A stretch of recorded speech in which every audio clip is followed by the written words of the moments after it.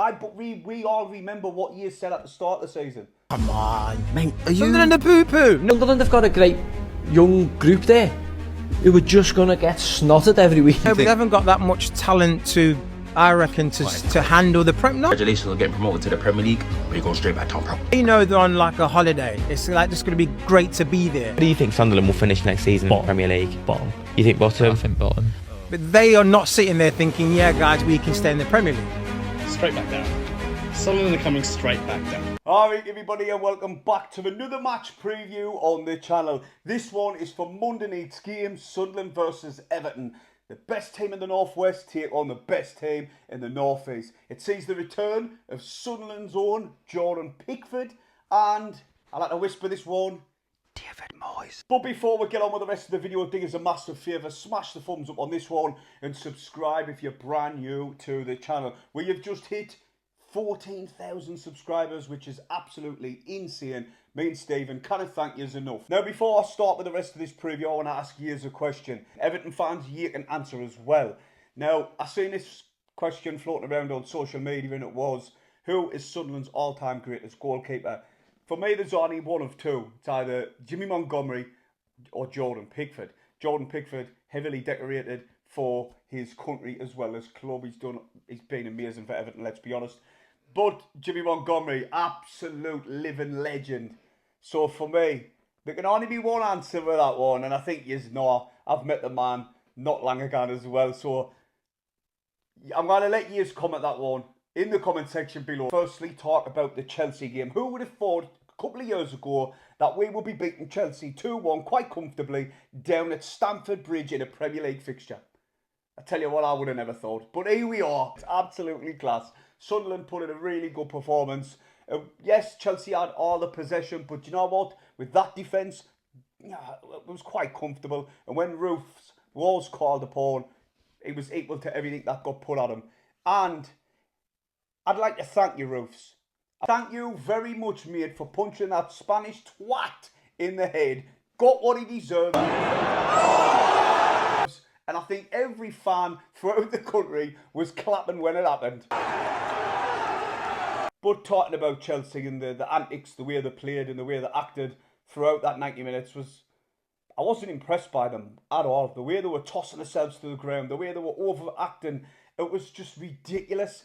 A team like Chelsea, with all them titles, Champions League, Club World Cup champions, and they're acting like that. It was against Sunderland, who the, let's be honest, newly promoted team. Chelsea were expected to beat us, and the way they were acting, it was just embarrassing at times. It really was. You had Neto gone down as if he had his head chopped off. Same with Cucurella. There was just, Pedro was digging it even.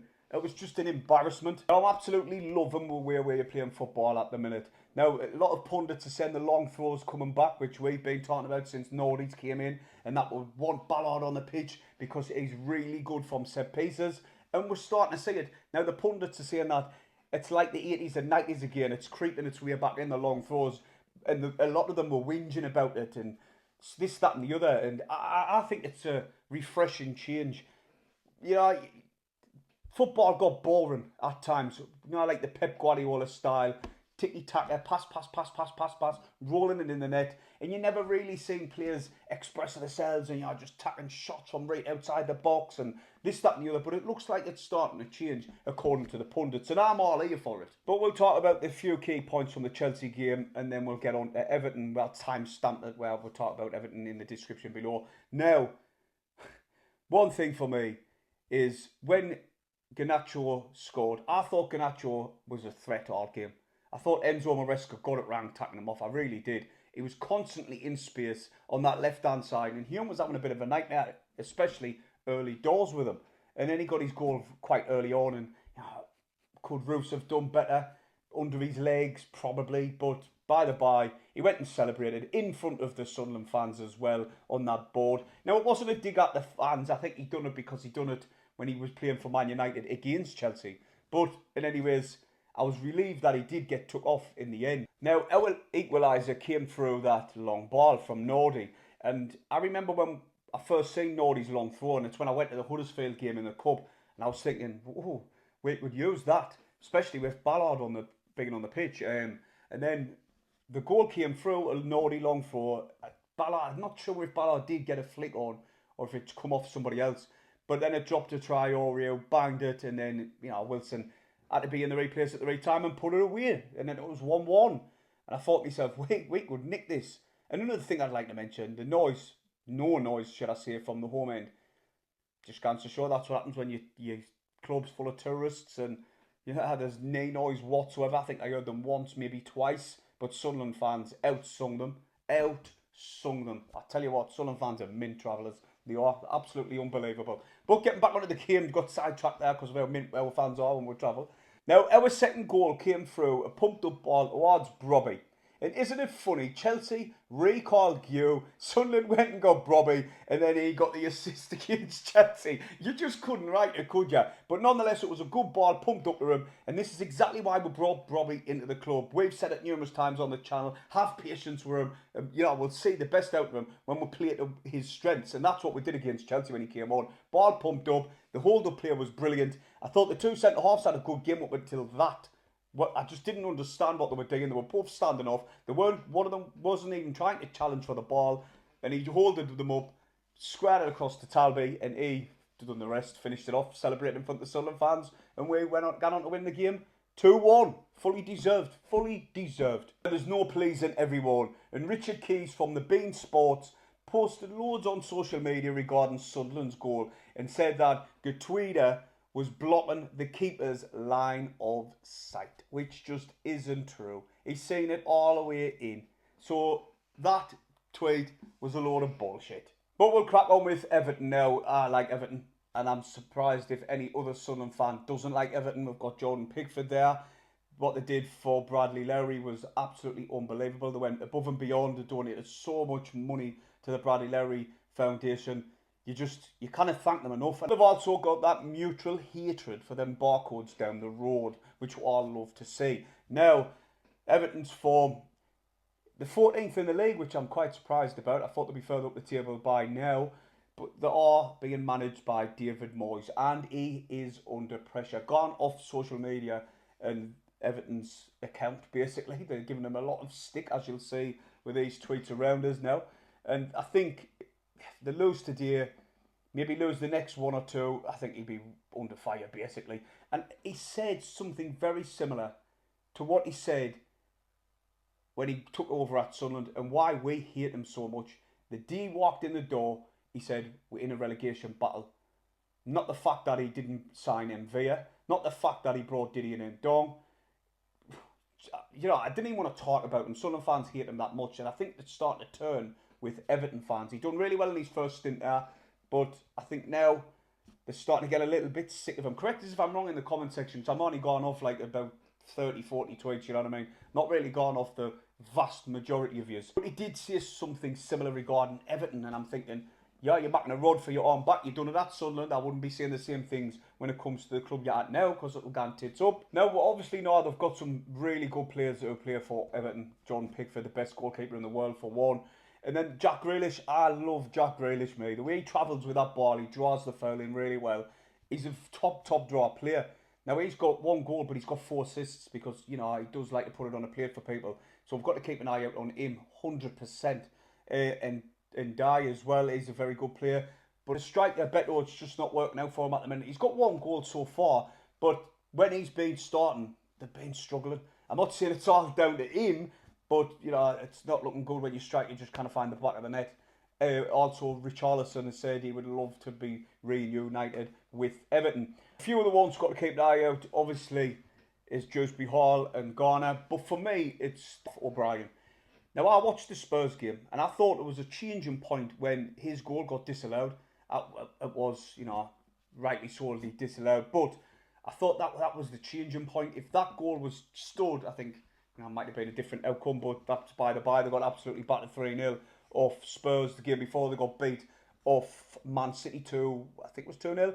But the game before that, they did beat Crystal Palace, and that is a good result, to say the least. You know how well they've been playing this season, the form they're in, but they did manage to win that game. Before that, they drew 1-1 with West Ham. They got beaten in the Cup, but it was a heavily changed side. And the Merseyside derby, they got beat 2-1 in that as well. This season, Everton haven't played that well away from home. I think they've only won one game, and that was 3-2 away at Wolves. Now, they've scored 9 goals, they've conceded 12, so they are struggling a little bit at the back, which, you know, again's good for Sunderland come Monday night. Now, the Stadium Light is becoming a bit of a fortress. We've been saying this for the past couple of games now, and teams are finding it hard. We've had 3 wins there and 1 draw up to now. So it is going to be a hard task when Everton Day come around. They're a well-established Premier League club, and we can't take them lightly. We've got to still have that mentality of every man and the dog have wrote us off. They have. They did. A few might be turning their opinions now, but everyone wrote us off. Everyone said years are not good enough. So still, every single match, gone out there and prove them wrong. So getting on to Sunderland, like I've just been saying there regarding the mentality at the club, we've got a captain there who demands nothing but 100% of every one of the teammates, and they've bought into that straight away. They respect them, they play for the captain, they play for the manager, they play for the club and the shirt, and that is exactly what we want to see. And so much so, Wilson Isidore put a tweet out on social media and said, "They don't believe us, let's prove them wrong." Now, Reggie absolutely schooled Enzo Maresca in the game against Chelsea. In the interview after the game, Enzo Maresca went on to say, "Sunderland have never played a back 5 all season long. I've watched 9 games and they've never done it once. And so the players just couldn't adapt quick enough." Talk about not having a plan B. My God. But what can I say about Reggie? He's been absolutely phenomenal since he came in at Sunderland, and long may it continue. But that's what I want to talk about, is the mentality at the club up to now. I just hope them players keep that same fire that they've got up to now, wanting to prove every single pundit, every so-called expert wrong, who wrote them off. Some saying they're not good enough, they haven't even got good quality players there. Do you know, they've literally shat on them at the beginning. And I know 1 or 2 of them have started saying Sunderland are doing well. But we all remember what you said at the start of the season. Let's not forget that. Now, I put a post on our YouTube community. I'm going to start using that more. Have a little interaction with you, as me and Steve. And I said, Alderete, does he come back in? Now, although he didn't change an unbeaten team, Reggie, yeah, he tends to change an unbeaten team. And Gutuido, although he had an amazing game, what Alderete brings to the team, for me, he's got to come back in, left-footed centre-half. He's just big physicality. You've got to have him in the team, you really have. And he's been mint. He's been mint since he came in. Why would you not? So for me, he does have to come back into the squad. But I'm just loving how each and every one of them are performing up to now. Like, obviously, you've seen the stats and the ratings regarding Roofs, the best goalkeeper in the Premier League up to now. There's nobody who's coming close to him, gone off stats.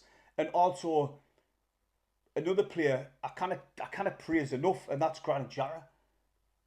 A lot of fans said his legs have gone. What did they not? Because they haven't. I remember one time in the Chelsea game, the ball was put over the top, and Granit Xhaka was running in, and he looked canny quick. I'm not going to lie, I'm not going to sit even say he's the fastest in the world, because he's not by any stretch. But I tell you what, he was an half-booting it, so his legs are not gone. He's just everywhere. He dictates our full game, and everybody plays off him as well. Sadiqi covers every blade of grass. You've seen that little quote going around, and it's true. It really is true. He's been unbelievable. And you've seen Lafay thriving as well.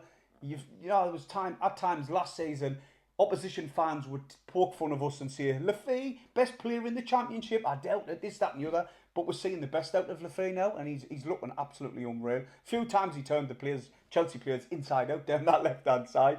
So, yes, it's positive times at the minute, and long may it continue. And another thing I would like, when it does dip, which it will throughout the season, it always does dip, just stick with them. Didn't start saying, oh, this, that, the other, Reggie out, and all that bollocks. Just stick with them till the end. And also, a little stat I'd like to give you. I'm not getting carried away, but Leicester, when they won the league, at this point, had 1 point less than us. No, all jokes aside, I'm not getting carried away, but just have that in the back of your head. Now, I know there's been a lot of talk regarding the AFCON when it's coming up. Now, I think we'll still have the players here for that Mags game, and then they're all gone to AFCON, or the players that get selected, should I say, which is probably all of them. Now, Reggie's came out in press conference and said that his target, firstly, is 40 points. Once we get to that target, then we can talk about other things. But his main priority is hitting that target first. And we're currently on 17 points already. Come the end of the first half of the season, if we can get to like 20, then that means the second half one, you need another 20 and we're safe. I think, and I've said it from day one, I've said it, the second we got promoted, we will stop in the Premier League. I fully believe in what the board are doing and what their ambitions are, and we'll achieve it. And I still think we will. Now, it's been made public sort of certain people on social media that the club look like they're going to get another one of them loan things for January. They're going to get more investment for January. Now, does that seem like as if Reggie's KLD has gone for it again? Is he going to start investing and getting more players in come January, like a cash injection? You know what I mean? I didn't know. I'm not too clued up on the finances side when it comes to Sunderland, but it's a positive news. What I was reading, I should say the least. And I think this game and Arsenal game is the last games for the score predictions. Then everyone's gone into a hat, and we're going to pick the winner out. Probably is the preview after. So get your comments in below. Score predictions. If you get it right, years will be in the hat. Simple as that. And that is for the Retro Sunderland top. Now then, my score prediction against Everton. It's going to be a hard game. I'm going to say this every single time we play a game. It's going to be a hard game. No questions about it. It's a good time to play Everton, I believe, with the way things are with MOYES. And the fans are starting to turn, a few of them already.